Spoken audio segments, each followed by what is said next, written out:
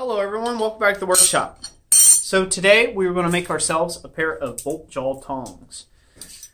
This is in preparation to a live demonstration video that I'm going to be doing on Friday, where I will be forging a set of these during my live demonstration.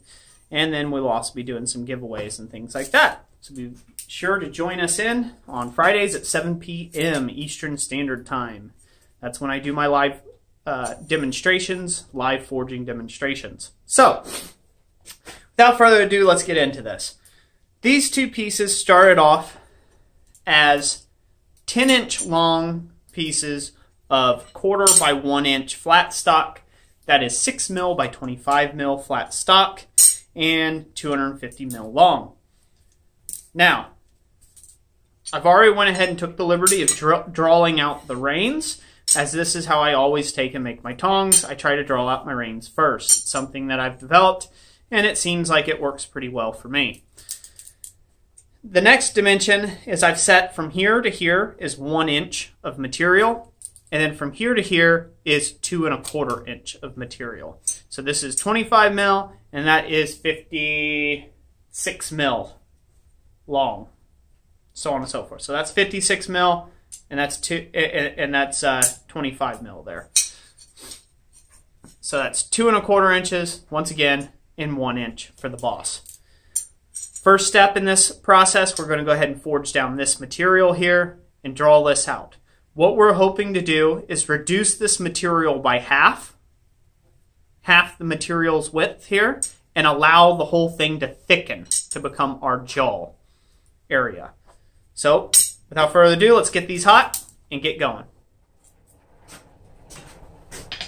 Okay, so we don't want to correct, we do not want to take and correct the width any when we are forging this out, this 1 inch of material here. So we're making our first set down. Try to hammer nice and straight and even.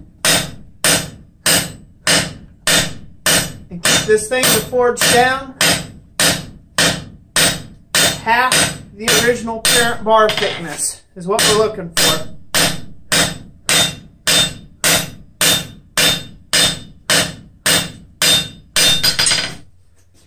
There we go. Let's straighten this up. We're starting to get a little bit of a rhombus, whatever you want to call it. Go ahead and forge on that a little bit, get that back in order. Once again, we're not trying to thin this down to the original parent bar thickness. We are trying to leave it nice and thick, like you see here. So what you should end up with is a piece that is approximately half the original parent bar width, with about 1.5 times the thickness of the parent bar. So this here is about 1/2 inch. This here is 3/8. So that's what we're looking for there. I believe 3/8 is 9 mil, 10 mil. So that should be 10 mil by 12 mil. Okay. Now we're going to just get up on the flat. We're going to dress this up just a little more. That's all we're wanting to do. Just get this nice and dressed out.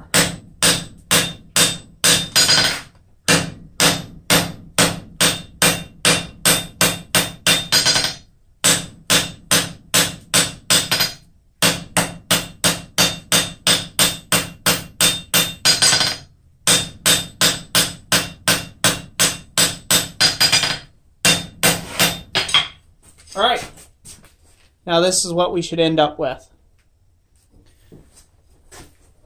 Now for the length of that there, if I don't drop it on my toes, the length of that there, it's approximately 3 inches long, so 75 mil long. That's what we're hoping for.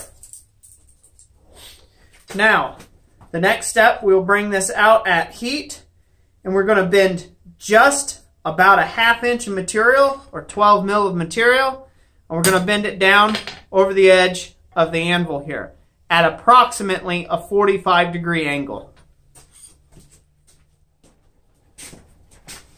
Alright, we're laying off about a 1/2 inch of material. I'm going to drive it kind of into the anvil a little bit, set our shoulder and our line, and at about a 45-degree angle.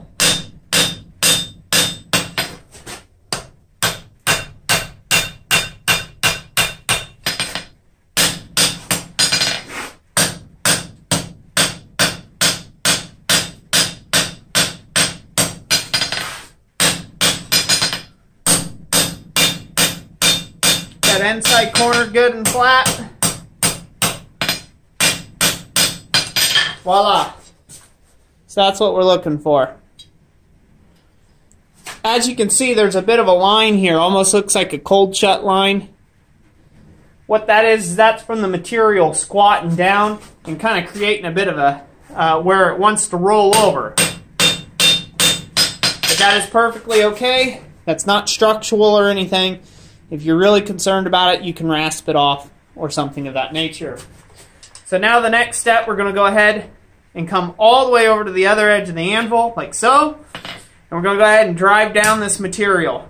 We want to bend this at approximately a 45-degree angle.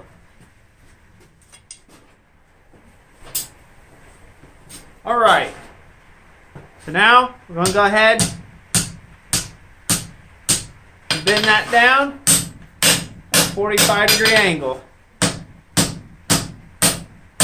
You want this bend to be as tight to the boss as you can. So you want this boss area here to end up getting shaped out in the long run. Just like this.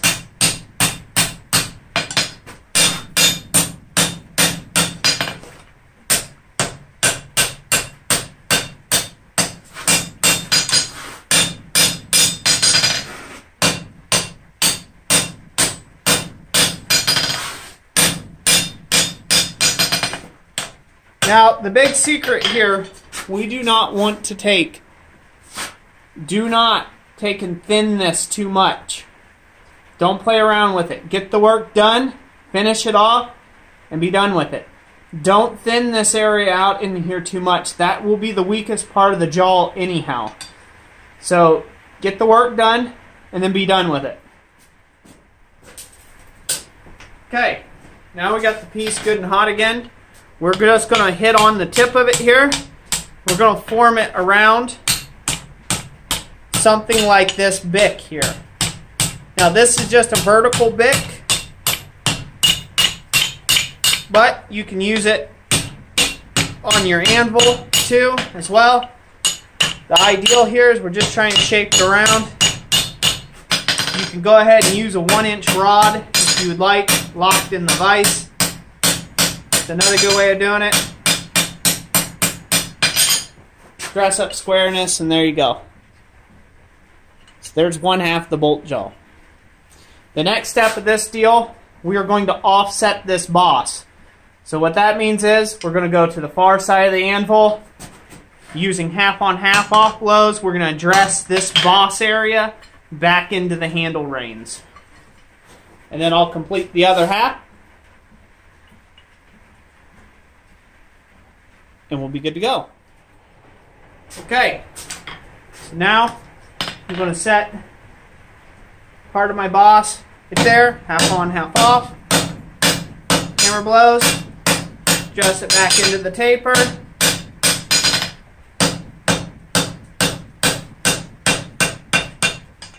Adjust off the outer radius.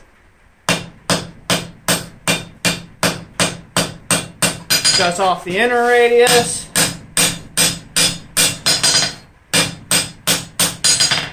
Make sure my handle's straight.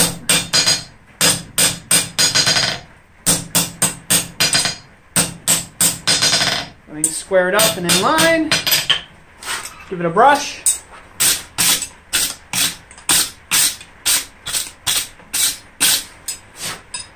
So on and so forth. And voila! Here's what we got so far. So I won't go ahead and bore you with the process. You can punch this or drill this. I'm going to let these cool and drill them. That way it's more accurate, so I can get these together. And then we will adjust the bits themselves to hold the material that we're looking for. So before I do the assembly work and then the adjusting the bits, we have to put a V in this bit now. So this way it can actually hold the material we're looking for. The reason for the V is so this way it can take and hold either round or square stock of whatever size you open this up to hold in material wise. So they're a very versatile tong. This area in here is very thick. This is what you want in the bolt of the jaw of the tong. You want this to resist flexing when you're gripping something. Too often times do guys make this too thin in here, and what happens is as soon as you grip on something, they bend like a spring and they flex, and then they just let loose of the piece of stock you're working on. You don't want that. That's bad. That's why we want these to take and have a nice thick chunky look in this cross section here. So I'll go ahead and show you how to do the V in it here, and then get them assembled and we'll adjust them.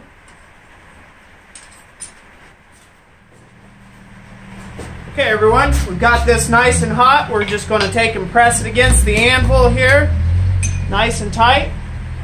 We're going to aim a cold chisel right down the center of this piece.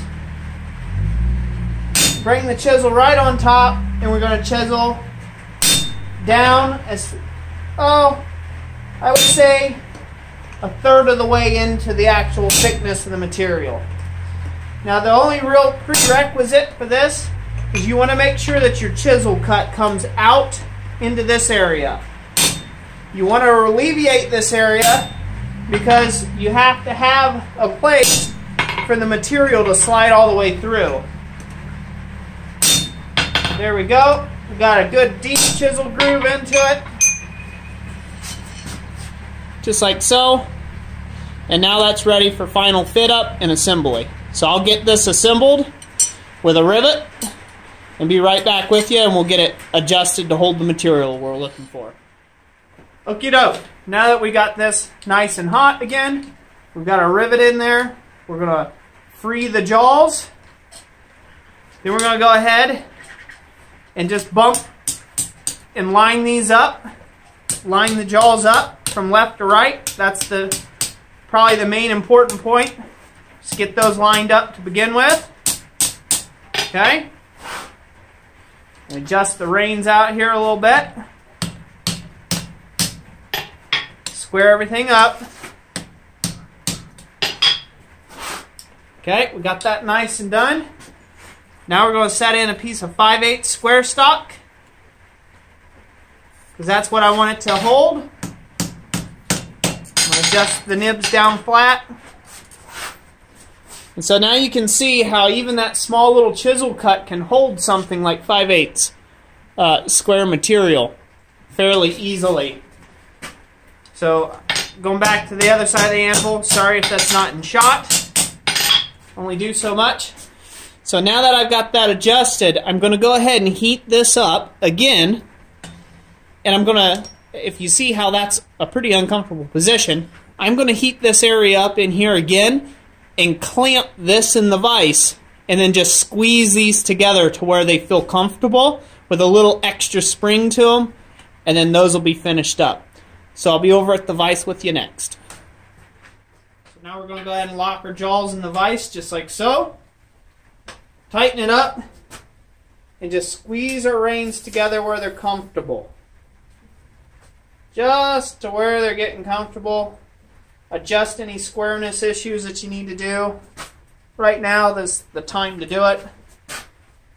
But just like that, those are good to go. So now I'll go ahead and give these a brushing. Just clean them up. Now as these cools, that joint's going to tighten up, like I've mentioned in all my other tong videos.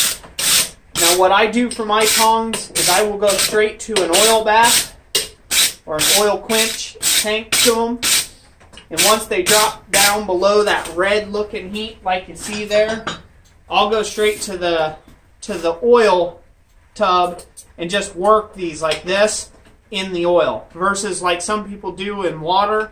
I just do it in oil instead, and it gives it a nice coating, a nice protective coating to the hinge joint, and it stops it there from being any sort of seizing up or anything like that. So there you go. That's how you make a pair of bolt jaw tongs start to finish. I hope you all enjoyed this video. Let me know what you think in the comment section down below. And like I always say, God bless you, and we'll catch you on the next one.